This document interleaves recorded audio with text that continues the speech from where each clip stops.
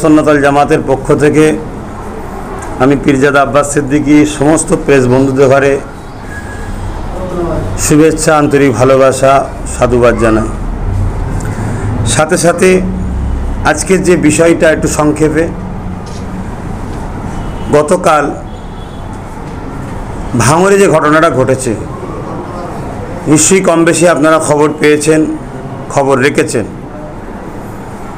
একটা ব্যক্তি গত শনিবার দিন তারা তিনজন মিলে বসে এক জায়গায় আমার একটা প্রোগ্রামকে শুনছিল। এই উদ্দেশ্যে আমার প্রোগ্রাম শোনার জন্য তাদের সঙ্গে ওই এলাকার টিএমসি পার্টির যে নেতৃত্ব ছিল কথা কাটাকাটি হয়। তখন তারা বলে যে আমার স্বাধীনতায় আমি কার শুনবো, কাকে ভালো লাগে, কার বক্তব্য শুনবো আমার ব্যাপার। কিন্তু সঙ্গে সঙ্গে সে ওপরে খবর দেয়, শওকাত মোল্লার আরও সব বাহিনী এসে 50 জনের কম বেশি দেখা যাচ্ছে সেই বাচ্চাটাকে খুব মারধর করে, যেটা আপনারা সোশ্যাল মিডিয়াতে দেখেছেন, আপনারা দেখা যায় খবর আছে। যেভাবে মব করেছে, লিঞ্চিংটা হতে শুধু বাকি ছিল, মানে গণভাবে সবাই মিলে একসাথে আক্রমণ করেছে। তাই আমি তারপর দিন রবিবার পড়লো, রবিবারে না গিয়ে সোমবার দিন করোনাকে মাথায় রেখে, সমাজের কথা মাথায় রেখে, সোশ্যাল ডিস্টেন্স বজায় রেখে মাত্র 5 জন মিলে আমরা ওই পেশেন্টটাকে, ওই অসুস্থ মানুষটাকে দেখতে যাই। এই দেখতে যাওয়া একটা আমার মানবতা, দ্বিতীয় নম্বর দেখতে যাওয়া একটা ধর্মীয় আমার ভালোবাসা। কেন ইসলাম বলেছে তোমার আত্মীয়কে অসুস্থ বলে দেখতে যাও। আমার সিলসিলা একদিকে মুরিদ, আর একদিকে আমার সংগঠনের একটা ছেলে।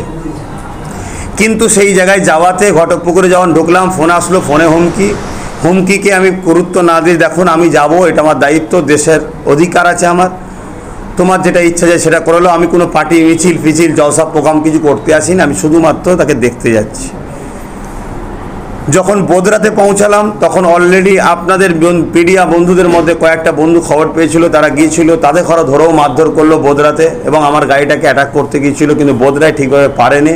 কিন্তু তারপরও গাড়িতে একটুখানি ওই লাঠি ফাটি টুকটাক মেরেছে, আমি কিন্তু হালকা করে বেরিয়ে চলে গেছি। তারপর আর একটু যাওয়ার পরে রুখতে গেছে, আর একটা অফিস ছিল ক্লাব পার্টি অফিস ছিল, সেখানে রুখতে পারেনি। তারপরে যখন ওই কাকটিয়া গ্রামে পৌঁছালাম, মাঠে দেখলাম 2-2.5 হাজার লোক। একজনকে চিনি, তাকে বললাম এত লোক কেন? আমি তো কাউকে তো বলিনি। বলছি এরা কেউ আমাদের নয়, এরা আমাদের ঘরে তখন থেকে গালিগালাজ করছে এবং আপনাকে মারবে, আপনার সঙ্গে খারাপ ব্যবহার করে, দুর্ব্যবহার করে বলে এসে আছে।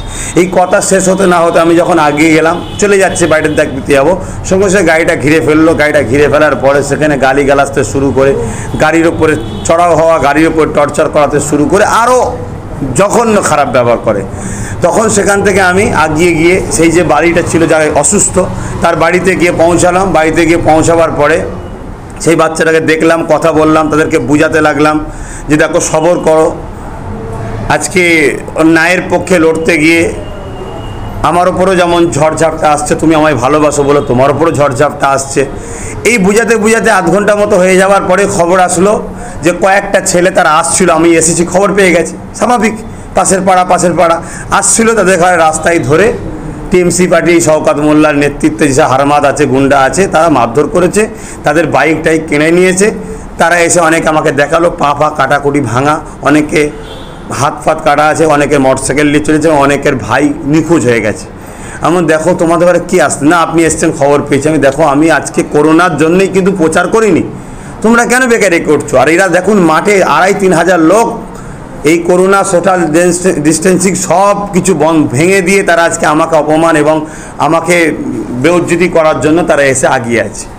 তো যাক, তারপরে আমি ছেলের সঙ্গে কথা বলছি, এমন সময় 1.5 ঘন্টা মতো হয়ে যাওয়ার পরে আবার খবর এসছে শওকাত মোল্লা খোদ নিজে আসছে, আরও 2,5-3 হাজার লোক নিয়ে, টোটাল মিলিয়ে 5-5.5 হাজার লোক সত্যিই ছিল সেখানে।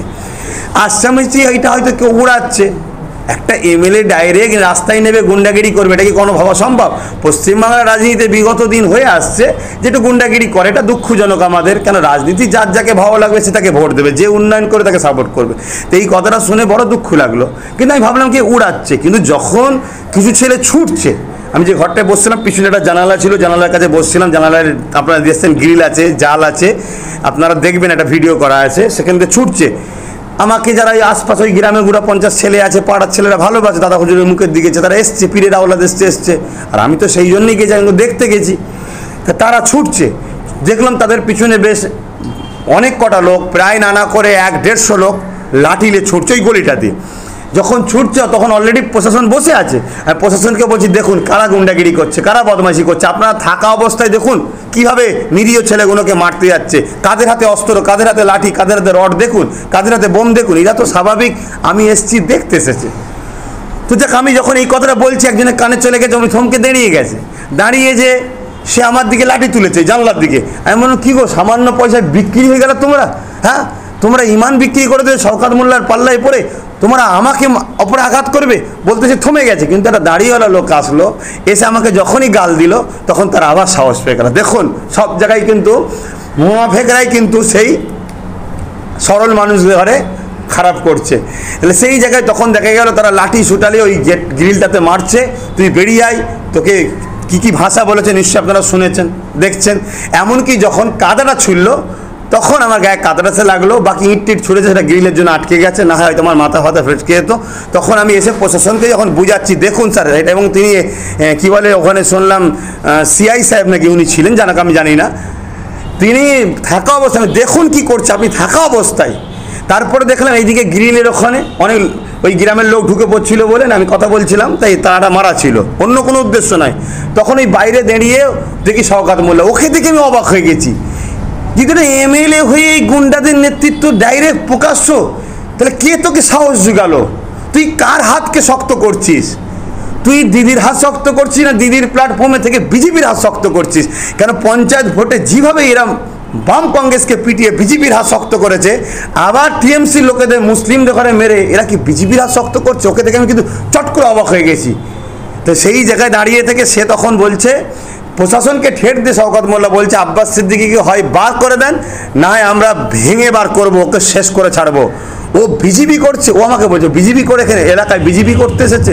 আরে আমি একজন মানুষকে দেখতে গেছি, কারোর সঙ্গে আলোচনা করতে যাইনি, কাউকে সেখানে ভিড় করিনি, কোনো প্রোগ্রাম করিনি, কোনো কারোর সঙ্গে আলোচনা করিনি, তাহলে সেখানে বিজেপি কোথা করতে যাচ্ছি? সেই জায়গায় তারা এই রকম দৃশ্য যখন বাড়ির লোকেরা যারা ছিল গোটা 10-12 আমার পাশে, তারা বললো আপনার হাত ধরছে আপনি যাবেন না, আমি বেরোতে চাইছিলাম যাবেন না, তখন ওরা তখন বাইরে থেকে আওয়াজ দিচ্ছে ঘরটা এখন ধরিয়ে দে, ঘর সমেত পুড়িয়ে দে। ওদের চোখে আমি যেটা দেখেছিলাম ওই দিন ওরা আমাকে সম্পূর্ণ মেরে দিবার প্ল্যান এসেছিল। তো ওরা কেন, ওদের পিছনে কারা আছে, এতটা সাহস একজন এমএলএ হয়ে কি করে এই সাহস পেল? এবং সাথে সাথে আর একটা কথা আপনাদের এখানে বলে রাখি, সেই জায়গায় বাংলায় বহুত টিএমসি পার্টির লোকেরা তারা এটাকে নিন্দা করেছে, এবং বিভিন্ন রাজনীতির দল থেকে শুরু করে বিভিন্ন ডিপার্টমেন্টের বিভিন্ন আধিকারিক মানুষ সবাই এটাকে নিন্দা করেছে।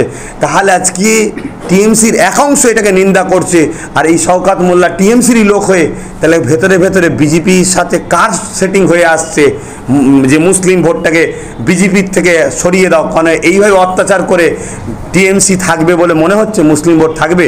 তো এই জায়গায় ওখান থেকে যখন এবারে প্রশাসন আরও চলে এলো, আসার পরে বলছে দেখুন আপনি চলে চলুন সব ঠিক হয়। আমি দেখুন আমার যাওয়ালে প্রশ্ন নয়, আমি রাস্তায় গেলে এটা আমাকে মারবে মেরে দেবে আমার কোনো অসুবিধে নেই, আমি জানকে বেঁচিয়ে রাখার জন্য আমরা কিছু করার জন্য জন্ম হয়েছি, আমরা মরণকে ভয় করি না। কিন্তু আমি চলে যাওয়ার পরে ছেলেগুলো তো মারবে, তখন বলে সিকিউরিটি দিচ্ছি মারবে না, বলার পরে আমি আস্তে আস্তে বেরিয়ে চলে এলাম। আসার পরে নিশ্চয়ই আপনারা দেখেছেন, আসার পরে আমি ঘটকপুকুরের যে মোড় ছিল ওই মোড়ে যখন অনেক মানুষ জড়ো হয়ে গেছে, আমি সেখানে যেতে যাচ্ছিলাম, যাদেরকে বুঝাবো দেখো আমরা আইনের রাস্তায় যাব, তোমরা যেটা দুঃখ পেয়েছো তোমরা অবরোধ করোনি তুলে নাও, কিন্তু প্রশাসন আমাকে যেতে দেয়নি। এবং আমি ভাঙড় থানাতে কেস করো বলে যেতে চেয়েছিলাম, ওখানেও আমাকে যেতে দেয়নি, আমাকে অনুরোধ করেছে আমার সাথে কোঅপারেট করুন, অনুরোধ করছি ওইদিকে যাবেন না, ওরা আবার এসে অ্যাটাক করবে। আরে আমি অবাক হয়ে যাচ্ছি, প্রশাসনের মধ্যে একটা ভয় দেখেছি ওই গুন্ডাগুলোকে দেখে। প্রশাসনের লোক এসে বলছে স্যার ওদের হাতে বোম বন্দুক আছে, কীভাবে কি? আমি বলছি আপনি ইউনিফর্ম পরে কথা বলছেন, তাহলে আপনার স্বাধীনতা কোথায়? আপনি যে আমাদের রক্ষক, আপনি যদি স্বাধীনতা না থাকেন আমরা কী করে স্বাধীন পাবো? তাহলে বাংলা কোথায় আজকে? তো যাক, সেই জায়গায় আমি তখন অন্য দিক দিয়ে যখন ভাঙড়ে যেতে দিল না, এসপি অফিস যাবো ভাবলাম, এসপি অফিসে যেতে গেলে সেই ভাঙড়ে যেতে ঘটকপুকুরে যেতে হবে, মোড়টা বন্ধ, তাই আমি বাধ্য হয়ে ওখান থেকে ডাইরেক্ট চলে এলাম ডিএম অফিসে। সেই ডিএম অফিসে কেস করেছি, যার রিসিপ্ট আমার কাছে রয়েছে, আমি এই মুহূর্তে এই রিসিপ্টটা দাও, আমি রিসিপ্টটা আপনাদের দেখাচ্ছি। এই টোটাল ম্যাটার হয়েছে, এই টোটাল ম্যাটারের উপরে আপনারা কে কী জানতে চাইছেন বলুন, আমি আপনাদের কথার উত্তর। শওকত মোল্লা বলছেন যে আপনি ওখানে এলাকায় গিয়ে অশান্ত করছিলেন, তার জন্য গ্রামের লোক আপনাকে আটকে রেখেছিল, শওকত মোল্লার লোকজন আটকায়নি। ওখানে গ্রামের কোনো লোক ছিল না, গ্রামের লোকেরা দুঃখ প্রকাশ করেছে। ওই এলাকায় যারা একেবারে গোটা 10-12 গ্রামের লোক হয়তো আমার যারা শওকতের সঙ্গে জড়িয়ে আছে বিরোধী হতে পারে, বাকি যারা আম মানুষ তারা দুঃখ প্রকাশ করেছে। কিন্তু ওই মানুষগুলো দুঃখ প্রকাশ করে প্রকাশ্যও প্রকাশ করতে পারবে না, কারণ ওদেরকে মার্ডার করে দেবে। এটা হলো শওকত মোল্লার চরিত্র। বিগত দিন এইভাবে অত্যাচার করে। ওখানে যত লোক ছিল, শুধু ভাঙন নয়, ক্যানিং নয়, জীবন্ত নয়, বিভিন্ন জায়গা থেকে পার্টির হয়ে যারা গুন্ডাগিরি করে এদের ঘরে ভাড়া করে নিয়ে আসা হয়েছে। শওকত মোল্লা বলছে যে গাড়ি ভাঙচুর করা হয়েছে, বলছে এসব মিথ্যা, বা গাড়ির মধ্যে কোনো একটা নিশান পর্যন্ত দেখুন, ওখানে যারা মিডিয়ার লোক ছিল তাদের ঘরে পর্যন্ত টর্চার করেছে, তারা নিজেরা ফটোকপি করেছে বাইকগুলো, এবং ওখানে লাল গাড়িটাকে কিভাবে অত্যাচার করেছে সে ভিডিও ফুটেজে রয়েছে। আর এই হচ্ছে আপনাদের সেই ডিএমের কাছে আমি যে মানে ডেপুটেশন দিয়ে এসেছি লাস্টে, ওখানে যখন জাঙে ভটপুকুর থানাতে আমাকে যেতে দিল না, এসপি অফিসে যাওয়ার মতো রাস্তা ছিল না, রোডটা ছিল, তখন লাস্টে আমি কলকাতায় ডাইরেক্ট আলিপুরে গিয়ে ডিএম অফিসে দিয়ে এসেছি।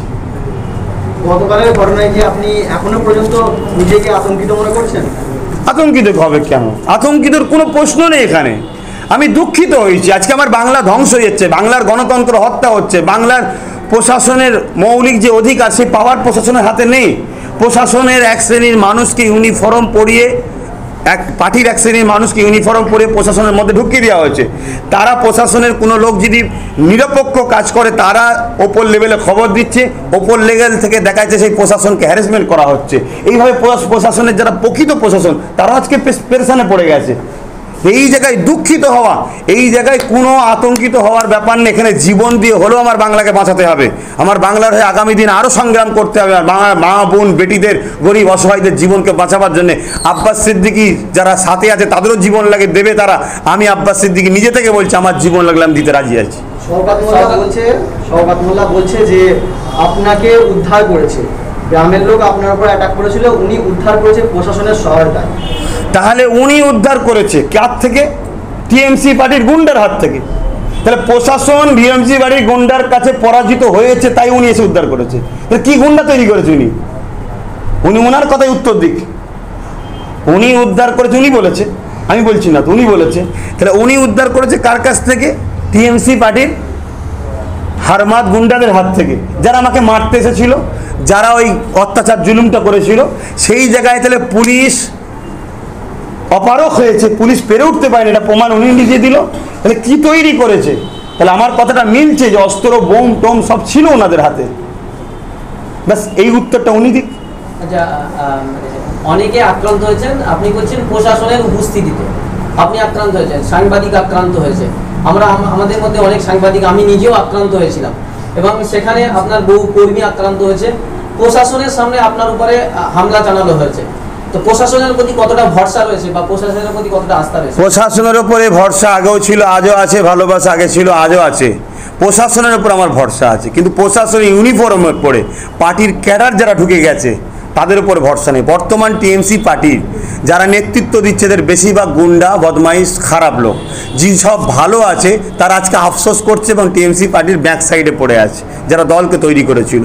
তাহলে সেই জায়গায় দাঁড়িয়ে থেকে ওই পুলিশের ইউনিফর্ম পরে ওই পার্টির ক্যাডারগুলি এখন দল চালাচ্ছে, ওদের হাতে শিক্ষা, ওদের হাতে পাওয়ার আছে, পাওয়ার দিয়ে ওরা করতে চাইছে। তাহলে সেই জায়গায় প্রশাসন তো আমার দেশের সম্পদ, তাদের উপরে কেন আমার ভরসা থাকবে না? তেনাদের উপর শ্রদ্ধা, ভালোবাসা, ভরসা ছিল, আজও আছে, কালও থাকবে। কিন্তু প্রশাসন বন্ধুদেরকে বলবো যে আপনারা নিজেদের অস্তিত্বকে ভুলে যাবেন না। আপনারা কারো দয়াতে চাকরি পাননি, আপনাদের ঘরে যে মাইনে দেওয়া হয় দেশবাসীর ট্যাক্স থেকে, দেশের সম্পদ থেকে, কোনো দল থেকে দেওয়া হয় না। সেই জায়গায় বাংলা ও বাংলার মানুষকে বাঁচাবার স্বার্থে যারা ওপর অধিকারী আছেন তেনাদের উদ্দেশ্য করে বলবো আপনারা শক্ত হাতে এই বাংলাকে বাঁচাবার জন্যে অসহায় মানুষের পাশে দাঁড়ান। বলছি সামনে 21শে নির্বাচন, আপনি এখনো পার্টিতে আসেননি, পরেও কাল যে দুর্ঘটনা আপনার ঘটেছে, সামনে কর্মীদেরকে কি বার্তা দেবেন আপনি? কর্মীদেরকে একটাই কথা বলবো, আজকে স্বাধীন ভারতে বাস করছি কিছু বীর পুরুষ ভারতবাসীর জন্যে। আজকে সেই সকল ভারতবাসীর সুসন্তান যারা আজকে আমাদের জন্য ভেবেছে, লড়াই করেছিল বলে আজকে ব্রিটিশদের হাত থেকে আমরা দেশকে স্বাধীন করে আজ আমরা শান্তিতে আছি। আজকে দেশের মধ্যে, দেশ কোনোদিন আমার কষ্ট দেয়নি, দেশ আমায় শান্তিতে রেখেছে।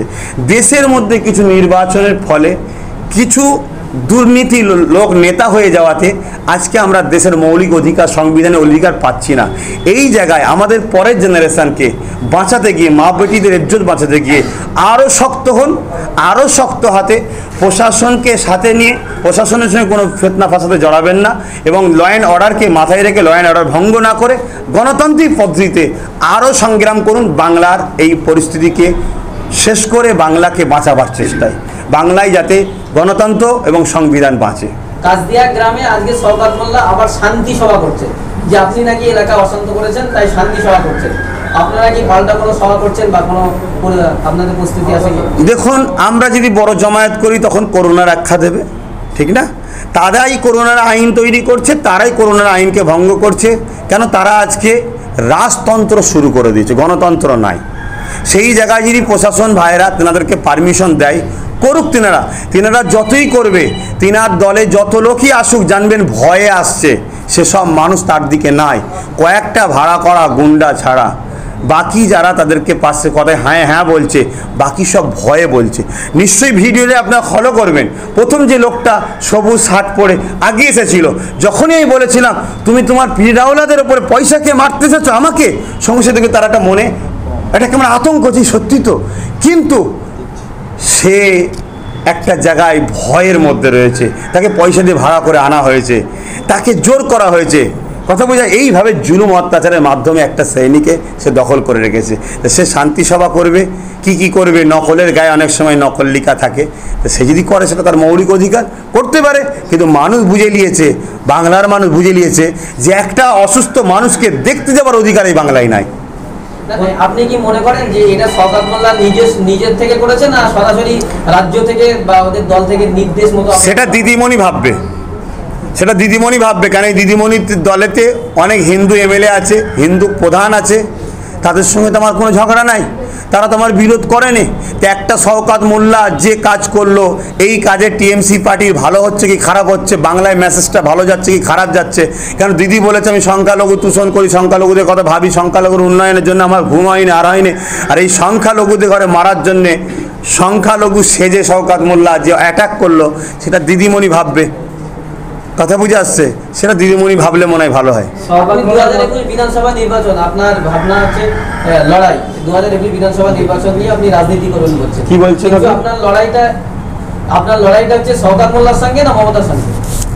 আমার লড়াই কারোর সঙ্গে নয়, আমার লড়াই ন্যায়ের পক্ষে, অন্যায়ের বিরুদ্ধে, দেশের হয়ে, দেশের দূরে যারা সংবিধান বিরোধী তাদের বিরুদ্ধে, গরিবের পাশে দাঁড়িয়ে যারা গরিবদেরকে শোষণ করছে তাদের বিরুদ্ধে। শওকত মোল্লার মদতপুষ্ট যে সমস্ত দুষ্কৃতীরা আপনার উপর গতকাল আক্রমণ করেছে, তাদের গ্রেফতার না করা হলে আপনি আগামী দিনে কি কর্মসূচি নেবেন? সে আলোচনা আমাদের চলছে। আমরা ল অ্যান্ড অর্ডারকে ভঙ্গ করার কোনোদিন পক্ষপাতিত্ব নয়, আমরা ল অ্যান্ড অর্ডারের পক্ষে আছি। আজকে আমার সাথে বিভিন্ন ধর্মীয় মানুষেরা রয়েছেন, বিভিন্ন সমাজে তেনারাও সংগঠন করে, তেনারাও আমার হয়ে দুঃখ প্রকাশ করেছে, তেনারাও এটাকে কন্ডেম করছে, নিন্দা করছে। সেই জায়গায় আমাদের আলোচনা চলছে। যেটা আমাদের ঘরে দেখা যাচ্ছে, যদি এর সুব্যবস্থা না হয়, বিচারের আস্থা আমরা যদি না পাই, তাহলে দেখা যায় আমরা গণতান্ত্রিক পদ্ধতিতে বৃহত্তম আন্দোলনের যে পথ আছে সেই রূপরেখা আমরা করতে বাধ্য। ঘটনা নিন্দা জানিয়ে বিভিন্ন পত্রপত্রিকায় দেখলাম বিরোধী রাজনৈতিক নেতা থেকে শুরু করে সমাজসেবী, বুদ্ধিজীবী সকলেই নিন্দা জানিয়েছেন, এবং সারা বাংলা জুড়ে কাল যে প্রতিবাদ হয়েছে সেই বিষয়ে আপনি সকলকে কি বার্তা দিতে চান? দেখুন, আমি তেনাদের চিরকৃতজ্ঞ থাকব। তেনারা একজন নাগরিক হিসেবে, একটা নাগরিকের ওপরে যে সংবিধান বিরোধী যে জুলুম অত্যাচার, সন্ত্রাসী অত্যাচার, এটা ভারত বাংলার বদনাম, এই অত্যাচারকে নিন্দা করেছে এবং আমার হয়ে সর্বদিক দিয়ে সহানুভূতি, ভালোবাসা, আন্তরিকতা যে দেখিয়েছে, তেনাদের জন্য আমি মানে খুবই কৃতজ্ঞ এবং তেনাদের দীর্ঘ আয়ু কামনা করি। তেনাদের লক্ষ্য, তেনারা আরও মানুষের যে সেবা করছে, সেই সেবাতে তেনাদেরকে সৃষ্টিকর্তা আরও এগিয়ে নিয়ে যাক, এই আশীর্বাদ দোয়াও করি। মানুষ দুঃখ প্রকাশ করেছেন, তার পরিপ্রেক্ষিতে কিছু কিছু মানুষ বলছেন যে আওলাদে রসুল যারা, ফুরফুরা শরীফের আওলাদ যারা, তারা কেন রাজনীতিতে নামবেন, রাজনীতি করবেন? আপনি কি বলেন? কালকে কি আমি রাজনীতি করতে গিয়েছিলাম না অসুস্থকে দেখতে গিয়েছিলাম? তো অসুস্থকে দেখতে যাওয়াটা ইসলামের হুকুম। দ্বিতীয় নম্বর কথা, রাজনীতি করা, রাজনীতি যারা ধর্মগুরু হয় বা ধর্মগুরু পরিবারের, তারা তো সর্বসময় সৎ, ন্যায়, সরল পথে চলে। তাহলে আমরা কেন পারবো না যে রাজনীতিতেও একটা ন্যায়পরায়ণ, সত্যবাদী লিডার তৈরি করা, শিক্ষা প্রশিক্ষণ দেওয়া? যেখানে আমার ধর্ম আমাকে বাধা দেয়নি, যেখানে আমার দেশের সংবিধান আমাকে বাধা দেয়নি, তাহলে অন্যজন এই বাধাটা কেন দেবে? এই প্রশ্ন করাটাই হলো তার সবচেয়ে বড় কথা, সংবিধান বিরোধী কাজ। আর তিনি যদি ইসলাম ধর্মের অনুসারী হয়, তিনি ইসলাম বিরোধী কাজ। গতকাল আপনার যখন সারা রাজ্য জুড়ে অবরোধ হয়েছিল, তখন দাবি ছিল শওকত মোল্লাকে 12 ঘন্টার মধ্যে অ্যারেস্ট করতে হবে। সেই দাবি থেকে কি সরে এসেছেন? না, তারা আমার ভালোবাসাই দাবি করেছে, এ দাবি তো আমি করতে বলিনি। তারা দাবি করেছে যারা ভালোবাসে। আজকে বিভিন্ন ধর্মের মানুষ আমাকে ভালোবাসে। সবচেয়ে বড় কথা, আপনার এই আন্দোলনে বিভিন্ন জায়গা থেকে খবর উঠে আসছে যে টিএমসি পার্টির লোকেরাও সে আন্দোলনের শরিক ছিল, তারাও এটাকে ঘৃণা করেছে। কারণ টিএমসি পার্টি তারা শওকত মোল্লার নয়, টোটাল টিএমসির লোকেরা যারা এই দলটাকে প্রতিষ্ঠিত করে সবার অধিকার আছে। তাহলে আজকে এক শওকত মোল্লার জন্য টোটাল টিএমসি পার্টির বদনাম হবে, তারা মেনে নেবে কেন? তারাও এটাকে নিন্দা করেছে, তারা আন্দোলন করেছে। এবার সেই জায়গায় দিদি যদি মনে করে এক শওকত মোল্লা নিয়ে আমি পুরো বাংলা দখল করে নেবো, কেন ও সবচেয়ে বড় বাংলার এখন ডন গুন্ডা নিজেকে মনে করছে। তো যাক, সময় এলে আল্লাহর পক্ষ থেকে বিচার যখন হবে দেখবেন কোথায় কি হয়। তা সেই জায়গাতে তাকে নিয়ে যদি দিদি একা চলতে যায়, তাহলে টোটাল পার্টির লোকেরা ভাবুক যে আমাদের ঘরে দিদি গুরুত্ব দিচ্ছে না। আরও যারা এমএলএ মন্ত্রী আছে, পার্টির মেম্বার আছে, সদস্য আছে, যারা পার্টিকে জন্ম দেয়, লড়াই করে, তাদের কথা তাহলে দিদি গুরুত্ব দিল কোথায়? একজন সন্ত্রাসী করলো, একজন পার্টির মধ্যে করলো, আর পুরো পার্টির বদলাম তার জন্য হলো। এবারে সবাই মিলে আন্দোলন করছে, ওকে বরখাস্ত করা দরকার, ওকে অ্যারেস্ট করা দরকার। যদি সেই জায়গায় দিদি না শোনে, তাহলে দিদির পার্টির ক্ষতি হবে। আক্রান্ত হলেন, আপনার কর্মীরা আক্রান্ত হয়েছে, অনেকের বাইক ভাঙচুর করা হয়েছে, তো আপনার কি দাবি বা প্রশাসনের কাছে আপনারা কি চান? শুনুন, আমার সঙ্গে 5 জন মানুষ গিয়েছিল, ওখানের 50 জন মতো এলাকার লোক ছিল যারা। বাকি যখন এই অ্যাটাক হচ্ছে খবর পেয়েছে, বা আমি এসেছি খবর পেয়েছে আশপাশ থেকে, গোটা 30-40 বাইকে করে লোক আসছিল, তখন 8 ঘন্টা 40 মিনিট পরে তখন তাদের ঘরে অ্যাটাক করে তাদের বাইকগুলো ভেঙে ফেলা যায়, পুকুরে ফেলা যায়, যেটা আপনার ভিডিও ফুটেজ দেখছেন। আমি প্রশাসনের কাছে এতই অনুরোধ করব যে দেখুন, আপনাদের উপরে এখনও আমাদের আস্থা আছে। তাদের যে ক্ষতিপূরণ হয়েছে সেই ক্ষতিপূরণগুলো যাতে যারা করেছে আইনত আওতায় তাদেরকে এনে তাদেরকে অ্যারেস্ট করে তাদের ক্ষতিপূরণ ভরণ করা হয়, এবং যাতে আগামী দিন ভাঙড়ের বুকে এই সন্ত্রাসরা সন্ত্রাসী করতে না পারে, মানুষ যাতে নিরাপদে ভাঙড়ের জমিনে ঘুরতে পারে। এই শওকত মোল্লার গুন্ডা বাহিনীর ভয়ে যে আতঙ্ক হয়ে আছে, সেটা না হয়। আজকে ভাবুন, আমি একজন ফুরফুরা শরীফের মোজাদ্দেদ জামানের ঘরের ছেলে হওয়ার পরে বাংলায় এত মানুষ আমাদেরকে শ্রদ্ধা করে, জাতি ধর্ম বর্ণ নির্বিশেষে সবাই, সে একটা অসহায়কে দেখতে যাওয়া দিলে আজকে এত বড় একটা অ্যাটাক হতে পারে। তো ওই এলাকার একটা গরিব চাষি, আদিবাসী, দলিত, নিরীহ হিন্দু সমাজের মানুষ, তারা থেকে কী সুরক্ষিত আছে? ওই জায়গাতেও একটা গুন্ডা বাহিনী, ওর একটা মিলিটারি বাহিনী তৈরি করা আছে, সেই বাহিনী দ্বারা সন্ত্রাসী করে ওই এলাকার নিরীহ হিন্দুদের ওপরে। এই জন্যই তো আজকে এইভাবে এই সকল কিছু সন্ত্রাসদের জন্য আজকে মানুষ হিন্দু মুসলমানের ডিভাইড তৈরি হয়ে যাচ্ছে। ও আদৌ মুসলমান বলে আমি ডাউট করি। ও মুসলিম হিন্দুর মধ্যে বিভাজন তৈরি করে দিচ্ছে। ও মুসলিম সেজে মুসলিম সমাজকে শেষ করছে। সবাই মানে তীব্র নিন্দা জানিয়েছে, ঠিক আছে, কিন্তু আপনারই চাঁদাজান ফিরিয়াদা তহসিদ্দিকি বলেছেন যে আপনার সাথে কোনো পীরজাদার স্বাদ নেই, বা আপনি আপনার জন্য ফুরফুরা শরীফের নাম বদনাম হচ্ছে, আপনি নাকি ফুরফুরা শরীফের কলঙ্ক, এই বিষয়ে দেখুন, আপনি এমন একটা প্রশ্ন করেছেন, এর উত্তর আমার কাছে নাই। কেন? উনি আমার চাচাজান হয়, আগেও শ্রদ্ধা করেছি, আজও করছি, কালও করব। কেন? আমার মোজাদ্দেদ জামানের খুন আছে, অন্য কোনো নয়। তবে যে কথাটা উনি বলেছে উনি ভালো জানে, বাকি পীর সাহেবদের কাছে যান, বাকি পীর সাহেবরা ভালো জানে। এই বিষয়ে আমি কোনো কথা বলতে রাজি না। তবে আমি একটা জিনিস বুঝি, আমার জন্য যদি দাদা হুজুরের সিলসিলার ক্ষতি হয়, যারা দাদা হুজুরের সিলসিলার মুরিদ, তিনারা যদি ঐক্যবদ্ধ হয়ে আমাকে জানায় যে আপনার জন্য সিলসিলার ক্ষতি হচ্ছে, আমি তাহলে এই ব্যাপারটা থেকে ক্লোজ হয়ে যাব। যে মানুষের অসহায় পাশে দাঁড়ানো যদি সিলসিলার ক্ষতি হয়, গরিবের মুখে খাবার দেয় যদি সিলসিলার ক্ষতি হয়, জালিমদের বিরুদ্ধে কথা বলে যদি সিলসিলার ক্ষতি হয়, এবং সন্ত্রাসী দমন করার জন্য যদি লড়াই করে সিলসিলার ক্ষতি হয়, কোথায় 12 জন চাকরি পেল, 12 জন অমুসলিম মাদ্রাসা শিক্ষা বোর্ডেতে, তার দাবি করা যদি সিলসিলার ক্ষতি হয়, মালদায় এক বোনের স্থানকে কেটে নিল, এর প্রতিবাদ করা যদি সিলসিলার ক্ষতি হয়, এই ডোমজিরে পার্থ চক্রবর্তীকে হত্যা করে দিল, পার্থ চক্রবর্তীর পক্ষে দাঁড়িয়ে আসামিদের শাস্তি দেওয়ার জন্য আন্দোলন করা যদি সিলসিলার ক্ষতি হয়, আর কি বলে তাবরেজ এই সানাউল এই পাশে আসিফ আলী মারতে মারতে মেরে দিল, এদের হয়ে লড়াই করা যদি সিলসিলার ক্ষতি হয়, তারপরে ভাঙড়ে এই কি বলে বাঁকুড়াতে হেমন্ত পরিবারকে হত্যা করে দিল, রাজস্থানে কম বেশ হয়তো, হ্যাঁ রাজস্থানে, তার পাশে দাঁড়ানো যদি সিলসিলার ক্ষতি হয়, এই আদিবাসী দলিত বন্ধুদের ঘরে নিয়ে একসাথে দেশের জন্য ভাবা যদি সিলসিলার ক্ষতি হয়, তাহলে মাফ করবেন, এটা আমার মোজাদ্দেদ জামান শিক্ষা দেয়নি। এবার জিনার বিষয়ে বললেন, আমি তেনার জুতোকে মাথায় রাখি, কেন? তিনি আমার পীরের আওলাদ, আমি এই বিষয়ে কোনো কথা বলবো না। অনুরোধ করছি এই বিষয়টা থেকে আমাকে একটু দূরে রাখুন। বাংলার রাজনীতিতে বোমা গুলি বা হুমকি এগুলো খুব স্বাভাবিক হয়ে গেছে। আপনি রাজনীতিতে নবাগত, কালকে ভাঙড়ের যে পরিস্থিতির সম্মুখীন আপনি হয়েছেন, আপনি কি ভয় পেয়েছেন? ভয় কিসে? আমার রসুল শিক্ষা দিয়েছে, আমার নেতা শিক্ষা দিয়েছে, তুমি যদি সত্যের জন্য, ন্যায়ের জন্য, মানুষের জন্য, শান্তির জন্য, সভ্যতার জন্য, মানবতার জন্য, ইনসাফের জন্য, ইনসানিয়তের জন্য তুমি যদি লড়তে গিয়ে মারা যাও, তুমি বেহিসাব জান্নাত যাবে। আমি তো একদিন না একদিন মারা যাব, আজ নয় কাল। ভয় কিসের? আমি এই হালে যদি মারা যাই আমি জান্নাত দেবে, এটা আমার বিশ্বাস। কেন? আমি সত্যের জন্য, ন্যায়ের জন্য, দেশের জন্য, সংবিধানের জন্য, ইনসাফের জন্য, গরিবের জন্য, মা বোনেদের ইজ্জতকে বাঁচাবার জন্য লড়াই নেমেছি। এটা তো আমার রসুল আমাকে শিখিয়েছে। রসুলের মিশনটা কি ছিল? আমার নেতার মিশন কি? অসহায় বন্দী মানুষগুলোকে জালিমদের হাত থেকে মুক্ত করে দিয়ে এক আল্লাহর দাসত্ব শিক্ষা দেওয়া, ঠিক না বেটি? আজকে সেই মানুষগুলো আবার দাস প্রথায় চলে যাচ্ছে, আবার তাদের মৌলিক অধিকার নেই, কথা বলার স্বাধীনতা নেই। আজকে ভাবুন, আমি একজনকে দেখতে যাচ্ছি, আমার স্বাধীনতা নেই। তাহলে একটা লোককে আমফানে টাকা না পেলে চাইতে অধিকার নেই, জব কার্ডের কথা বলার অধিকার নেই। জব কার্ড করতে গেলে পার্টির পতাকা ধরতে হবে। কেন? জব কার্ড তো এটা তো সরকারি, এটা তো কোনো পার্টির নয়, এটা তো আইন হয়েছে, একটা সংবিধান আইন তৈরি হয়েছে। তাহলে এটা যে কোনো ধর্মের মানুষ, যে কোনো ব্যক্তি পেতে পারে, যে কোনো দলের লোক পেতে পারে। এবং জব কার্ডে 200 কত টাকা করে দেওয়া হয়, এবং সবাই পাবে, যে গরিব সেগুলো কি দেওয়া হচ্ছে? এই যে জিনিসটা, তাহলে তাদের আজকে কত অত্যাচার হচ্ছে। এই যে সৃষ্টিকর্তার সৃষ্টিকে যদি কেউ বাঁচাতে চায়, সৃষ্টিকর্তার পক্ষ থেকে রহমত, এটা দয়ার নবী আমার নেতা বলেছে। এবং লা ইয়ারহামুল্লাহু মান লা ইয়ারহামুন নাস, আমার নেতা বলছে যে মানুষকে ভালোবাসে না তার উপর সৃষ্টিকর্তা দয়া হয় না। তা আমি আদিবাসী, দলিত, বিভিন্ন ধর্মের মানুষ, ইনাদেরকেও ভালোবাসি, ইনারাও আমাকে ভালোবাসে। কেন ভালোবাসি? আমার নেতা শিখিয়েছে ইনাদেরকে ভালোবাসলে সৃষ্টিকর্তা আমার উপর দয়া করবে।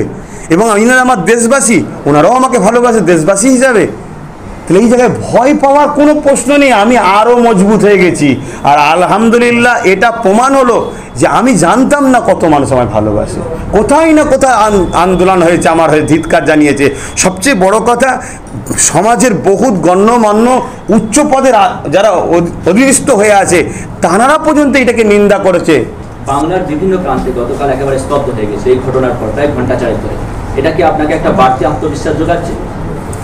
দেখুন, ভালোবাসায় মানুষ, ব্যাপারটা হচ্ছে তিনারা সবাই কিন্তু ব্যক্তিগতভাবে নিজের দিক থেকে কষ্টের মধ্যে আছে। সেই কষ্টটাকে প্রকাশ করার কারো সাহস হচ্ছিল না। কেন? এই সন্ত্রাসদের ভয়ে। কথা বুঝে আসছে। এবং ওই বিশেষ করে পুলিশের মধ্যে একদল পার্টির ক্যাডারকে ঢুকিয়ে দিচ্ছে, পুলিশ ইউনিফর্মে তুলে তুলে যাকে তাকে বিভিন্ন কেস দিচ্ছে। উপাড়ায় মারপিট হয়েছে, এবারে কেস দিচ্ছে। গত কয়েকদিন আগে একটা ইসলামের বিরোধী পোস্ট হয়েছে জগৎবল্লভপুর, কেস দিচ্ছে আশপাশের অন্যান্য ছেলেদের ঘরে। এই ভাইদের সঙ্গে আলোচনা হচ্ছিল, কোথায় যেন ওটা, জঙ্গলমহলে, বেলপাহাড়িতে, অন্য কোনো জায়গায় ঝামেলা হচ্ছে, দেখছে কে পার্টির বিরোধী আছে, তার নামে কেসটা হচ্ছে। এই যে জিনিসটা, এতে সবাই ক্ষোভের মধ্যে একটা আছে, কষ্টে আছে।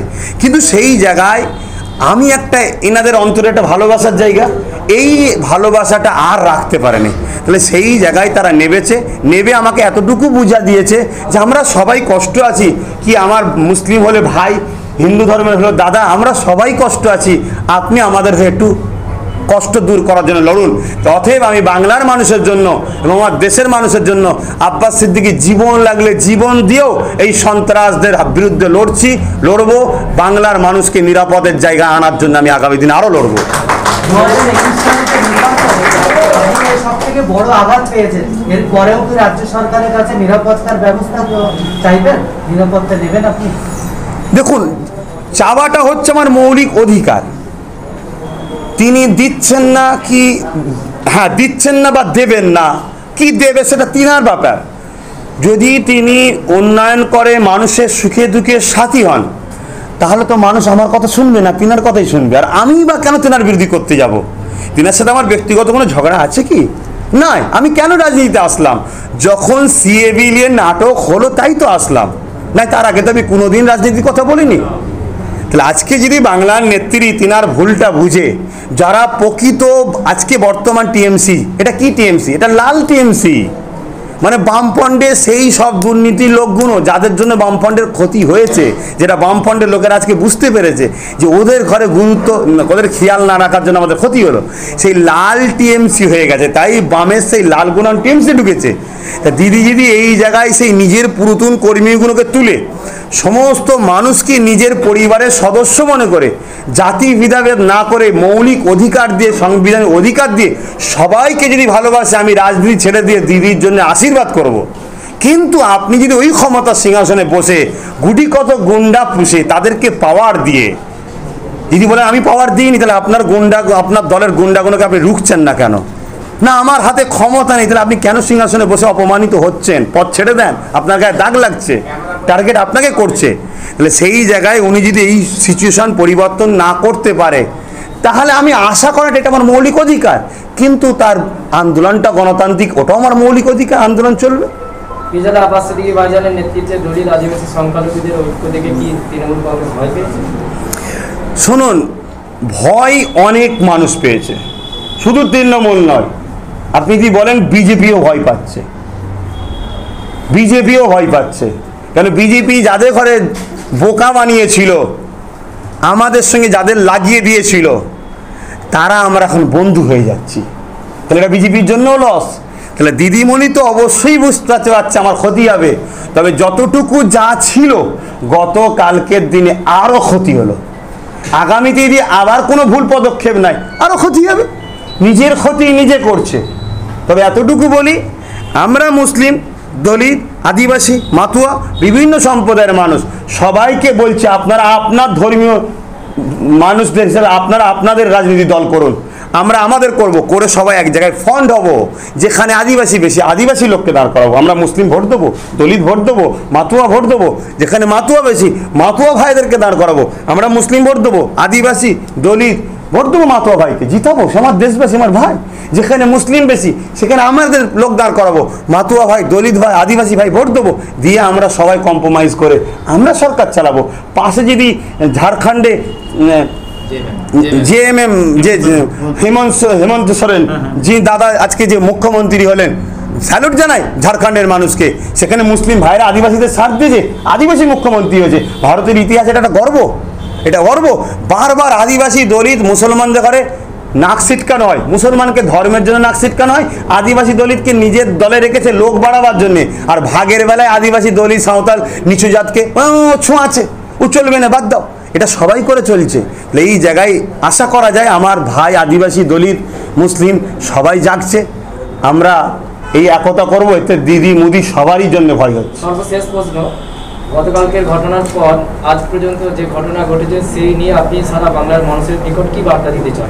সারা বাংলার মানুষের নিকট একটাই বার্তা দেবো, দেশ ও রাজ্য একে বাঁচাবার জন্যে কারো সঙ্গে কোনো কম্প্রোমাইজ নয়। আমরা দেশকে কারোর সঙ্গে সওদা করতে রাজি নয়। আমরা সব কিছু মেনে নিতে পারি। আমার দেশের সংবিধানকে কেউ হত্যা করবে, দেশবাসীর মৌলিক অধিকারকে কেউ কেড়ে নেবে, গণতন্ত্রকে হত্যা করে দেবে, এটাকে কখনো মেনে নেওয়া যাবে না। গণতন্ত্র যদি হত্যা হয়ে যায়, সাংবিধানিক মৌলিক অধিকার যদি হত্যা হয়ে যায়, শুধু আব্বাস সিদ্দিকী বিপদে পড়বে তা নয়, সমস্ত বাংলা ভারতের নাগরিক বিপদে পড়বে। কেন? সংবিধান আপনাকে বাঁচার জন্য মৌলিক অধিকার দিয়েছে, আপনার এই দেশে কীভাবে চলবেন। অতএব সমস্ত মানুষ, জাতি, ধর্ম, বর্ণ নির্বিশেষে ঐক্য হয়ে, এক হয়ে আপনারা আসুন, সবাই মিলে সংবিধান বাঁচাই। এবং সংবিধান আমাদের ঘরে যে মৌলিক অধিকার দিয়েছে, শিক্ষা, স্বাস্থ্য, অন্ন, বাসস্থান, এই অধিকারকে আমাদের ঘরে যারা দিচ্ছে না তাদেরকে সরিয়ে দিয়ে নতুন সমাজ তৈরি করে আমরা আমাদের অধিকারে মাথা তুলে শান্তির সাথে বাংলা ও দেশে বসবাস করব, এই আশায় একতা হওয়ার আরও শিক্ষা দেব। যাক, ধন্যবাদ আপনাদের সকলকে। আপনাদের চ্যানেলের মাধ্যম দিয়ে সমাজের গরিব দুস্থ মানুষ, অসহায় মুসলিম, দলিত, আদিবাসী ভাইদেরকে আমি সজাগ করছি যে আমার ভাইয়েরা, আমার বন্ধুরা, আমাকে ভুল বুঝবেন না। প্রয়োজন হয় আপনারা আমাকে ডাকুন, আমি আপনাদের কাছে যাব না, আপনারা আমার কাছে আসুন, আমি কি করতে চাইছি একে অপরে বুঝি। যারা ভদ্র, শিক্ষিত, সভ্য মানুষ দিয়ে বাংলা ও দেশের গণতন্ত্রকে বাঁচাতে চাইছেন, সমস্ত দলের মানুষকে আমি ডাক দিচ্ছি। সে টিএমসি হোক, বাম হোক, কংগ্রেস হোক বা কোনো রাজনৈতিক দল নাও করে থাকেন, সবাইকে আমি ইনভাইট করছি, আসুন দেশ এবং বাংলাকে বাঁচাবার স্বার্থে, নিরীহ গরিব অসহায় মানুষগুলোকে বাঁচাবার স্বার্থে। আজকে আপনি ধনী, আপনি যদি গরিব হতেন তাহলে আজকে গরিবের উপর যে জুলুমটা হচ্ছে ওটা আপনার উপরে হতো। এই মানবতার খাতিরে এগিয়ে আসুন, বা আপনারা যদি আমাকে বলেন আমি আপনাদের কাছে যাব, আসুন আমরা সবাই মিলে দেশ ও দেশবাসীকে বাঁচাবার চেষ্টা করি। এবং যে সকল মানুষরা গণতান্ত্রিকভাবে আন্দোলন করছেন তাদের প্রত্যেকটা আন্দোলনকে, যারা দেশের জন্য, দেশবাসীর জন্য আছে, যে প্ল্যাটফর্মে করেন না কেন, তাদের সমস্ত আন্দোলনকে আমার সর্বদিক দিয়ে সহযোগিতা এবং সাপোর্ট রইল। এবং প্রেস বন্ধুদের উদ্দেশ্যে বলবো, আপনারা নিরপেক্ষভাবে কাজ করুন, দেশ ও দেশবাসীর স্বার্থে। দোয়া পাবেন, আশীর্বাদ পাবেন। সামান্য পয়সায় বিক্রি হয়ে যে দেশ ও দেশবাসীকে ধ্বংস করে দেয়, নিজেদের বাচ্চাদের ভবিষ্যৎ কলঙ্কিত করবেন না। প্রশাসন বন্ধুদের উদ্দেশ্যকে বলবো, আপনারা কিন্তু দেশের একটা বিরাট অ্যাসেট, আপনারা রিয়েল হিরো, কিন্তু আপনারা দেশকে বাঁচাবার জন্য সেই জায়গায় আপনারা দলদাস হয়ে যাবেন না।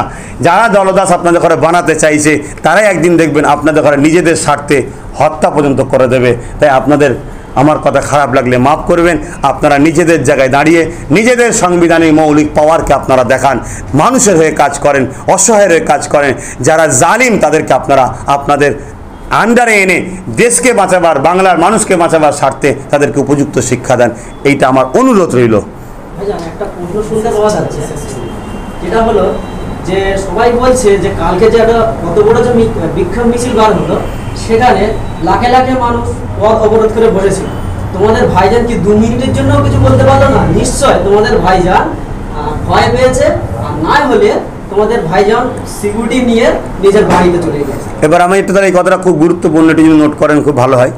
শোনেন ভাই, এই কথা যে বলছে তোমাদের ভাইজান, ঠিক না? তাহলে সে কি আমাদের? তা আমাদের যখন নয়, সে তো স্বাভাবিক আমাদেরকে ফাঁসাবার চেষ্টাটা করবে, একটা টোপ দেবে। শুনুন, আমি আপনাদের বললাম প্রশাসন ওখান থেকে আমাকে বার করলো, ঠিক আছে? বার করার পরে আমি যখন ঘটকপুকুরে আন্দোলন হচ্ছে, ঘটকপুকুরে যখন আসতে গেলাম, প্রশাসন আমাকে রুকে দিল, থানায় পর্যন্ত যেতে দিল না। থানাতে আমি ঘটকপুকুরে থানাতে আমার ছোটো ভাই বললো থানায় যান, থানার সামনে যে বসুন, থানাতে কেস করুন। থানাতে আমাকে যেতে দিল না। আমাকে কি বললো, যদি আপনি ওখানে যান ওরা আবার আসবে, বোম চান করে আর করবে, কেউ আমার থানাতে ঢিল মেরে দেবে, আর দেবে বোম মেরে দেবে, থানাতে ওরাই মারবে, প্রশাসন বলছে, কিন্তু দোষটা আপনার ঘাড়ে চেপে যাবে। কথাটা ভাবলাম ঠিকই, ভুল কিছু না, সত্যি এটা তো হচ্ছে সমাজে। তখন ওখান থেকে আমি এসপি অফিসে যাওয়ার চিন্তা ভাবনা, আগে বক্তব্য দিলাম, এসপি অফিসে যাবো কোনটা দিয়ে? তাহলে ঘটকপুকুরে, ঘটকপুকুরে যখন যাবো আমাকে তো প্রশাসন যেতে দিচ্ছে না ঘটকপুকুরে। এবার তাহলে বলুন কি প্রশাসনের মারপিট করবো? এটা কি শোভা দেবে? না আমার দেশ আমাকে অধিকার দিচ্ছে, না আমার মানবতা অধিকার দিচ্ছে, তারা তোমাদের রক্ষক, তাদের সঙ্গে ঝগড়া করবো কেন? তাহলে তখন বাধ্য হয়ে আমি ওইটা দিয়ে গিয়ে আমি ডিএম অফিসে গেলাম। এবারে বলুন, এই রাস্তায় দাঁড়িয়ে আমাকে ডিএম অফিসে গিয়ে তখনও যে গেলাম, যেখানে রিসিভ করা হয় তখন অলরেডি বন্ধ হয়ে গেছে, কেন যেতে সময় লাগবে তো। তারপরও ডাইরেক্ট যাই হোক ডিএমের পিএর কাছ থেকে সেটাকে রিসিভ করিয়েছি এবং অ্যাডিশনাল ডিএমের সঙ্গে সাক্ষাতের জন্য অ্যাপয়েন্টমেন্ট নিয়েছি। তাহলে সেই জায়গায় যদি আমি আরও দেরি করে ফেলতাম তাহলে হতো না। তাহলে এই জায়গায় যারা এই কথাগুলো ছড়াচ্ছে, তারা মূলত আমার ভাইদের মনের এই স্পিডটাকে দমন করতে চাইছে। এরা মোনাফেক ছাড়া আর কিছু নয়। আমি আপনাদের জন্যই, কেন শুনে রাখবেন, জীবনে কোনো দিন আব্বাস সিদ্দিকী আইন বিরোধী কোনো কথা শিখায়নি, আর আইনকে হাতে নেবার কাজ শিখায়নি। আমরা সর্বসময় প্রশাসন ও আইনকে গুরুত্ব দিয়েছি। তাই আমরা প্রথম প্রশাসনের কাছে গেছি, থানায় যেতে চেয়েছি, যেতে দেয়নি, এসপির কাছে গেছি, যেতে চাইছি, যেতে দেয়নি, লাস্টে ডিএম এর কাছে গেছি কলকাতা আলিপুরে। তাহলে বলুন এখানে আমার অপরাধটা কোথায়? আশা করছি বুঝতে পেরেছেন। যাক, আপনারা ভালো থাকুন, সুস্থ থাকুন, দেশ ও দেশবাসী ভালো থাকুক। এই করোনা মহামারী থেকে মানুষকে আল্লাহ হেফাজত করুক।